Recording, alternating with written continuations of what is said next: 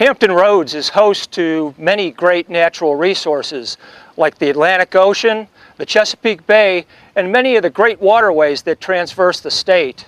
Servicemen and women and their families can enjoy their off-duty recreational time by swimming, boating, or enjoying the waterways.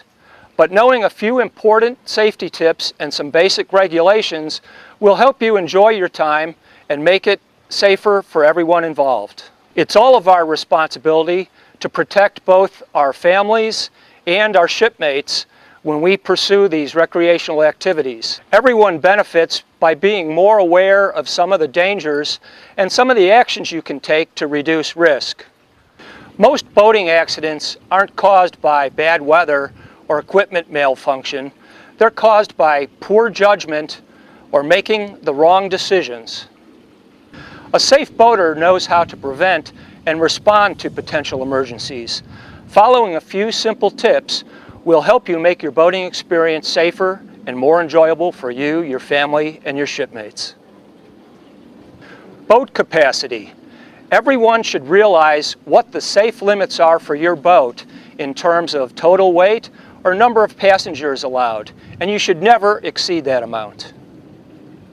To prevent persons from falling overboard, never sit on seat backs, engine covers, or on the covering boards of the boat, because sudden movements of the boat or unexpected wave action could quickly throw you overboard.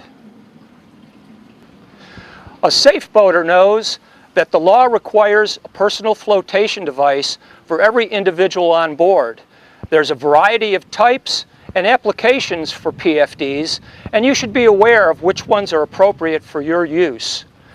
Children may have special regulations that require wear at all times. Adult personal flotation devices must be kept readily accessible, and throwable flotation devices that are Coast Guard approved, like cushions and life rings, must be immediately available. Not all types of personal flotation devices are designed to turn you over face up in the event that you're unconscious in the water. Boaters may take the helm not realizing that alcohol consumed at sea has a much greater effect on your body than it does on shore. Things like sun, exposure, just the movement of the boat has a greater effect on you and can impair your judgment and your driving ability. Violation could result in jail time of up to 12 months, a $5,000 fine, or both. It's better to not even drink while you're operating a boat. Manners do matter, especially when operating a boat. Knowing the basic handling rules and etiquette will help you deal with everyday situations that could otherwise turn dangerous or deadly. Learn the navigating rules and whistle signals for everyday situations like meeting another boat head-on, crossing a boat, or overtaking another boat. Know and obey posted speed limits and no wake signs.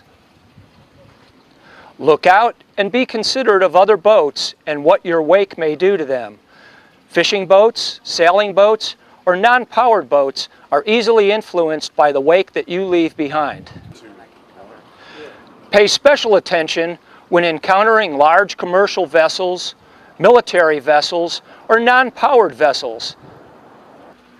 Allow them the right of way because they can't maneuver quickly or get out of the way of other boating traffic. Personal watercraft like jet skis and wave runners are treated the same way and are considered a boat. The size and quickness of these watercraft can make for a dangerous ride. In Virginia, no one under the age of 14 can legally operate a personal watercraft. It is also illegal to operate a personal watercraft between sunset and sunrise. All the same rules for etiquette, navigation, safety equipment, and operating under the influence apply to personal watercraft. Before going out on a vessel, it's always a good idea to file a float plan, leaving it at your local marina with a friend or another point of contact. A float plan should describe your vessel, its number, make, horsepower or type of power, and its capacity and number of passengers aboard. State where you are going, your departure location, expected return time, and your route. If you are trailering your boat, indicate the license number and where your vehicle will be parked so authorities could determine if you are overdue. Weather can change quickly and create dangerous situations for boaters. Boats are equipped with VHF radios that have a separate indicator for weather information. If the weather is threatening, never be further away from a safe port than you can safely return to if weather conditions rapidly change. Be aware of the dangers of carbon monoxide. Carbon monoxide results from the combustion of gasoline engines and produces a toxic, odorless, and tasteless gas.